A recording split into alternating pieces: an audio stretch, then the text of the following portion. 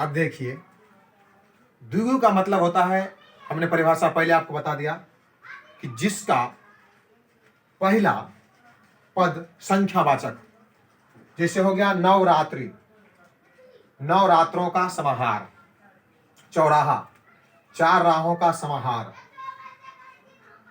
पंचपात्र, पंच पात्रों का समाहार, त्रिभुज, तीन भुजाओं का समाहार, पंचभुज, पांच भुजाओं का समाहार, नवरत्न, नौ रत्नों का समाहार, पंचभूत। उसी प्रकार हर एक में हम देखते हैं कि सबका पहला पद संख्यावाचक है। पंच, त्रिफला, त्रिभुज, पंचभुज, नवरत्न, चौराहा, चौराहा संख्या का बोध होता है।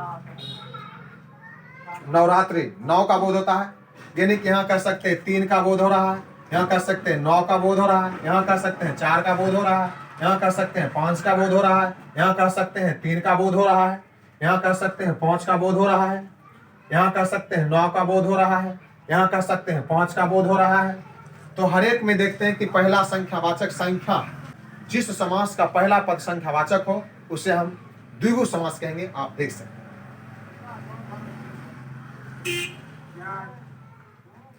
इसमें देखिए 8 का बोध हो रहा है, तो सब में देख रहे हैं कि पहला पद संख्यावाचक है, इसलिए यह द्विगु समास। अब हम अगले समास पे चलते हैं। अब देखिए आप लोग कर्मधारय समास। अब देखिए आप लोग कर्मधारय समास, इसका हमने परिभाषा आपको दिया था कि जिस समास में विशेष विशेषण और उपमा उपमेय का बोध हो, यानी कि मेल हो, जैसे देहलता, देहरूपी लता, महाकाव्य, महान काव्य, नीलकमल, नीला कमल, महापुरुष, महान पुरुष, चंद्रमुख, चंद्रमा के समान मुख, मुख चंद्र, मुख रूपी चंद्र, कमल नयन, कमल के समान नयन।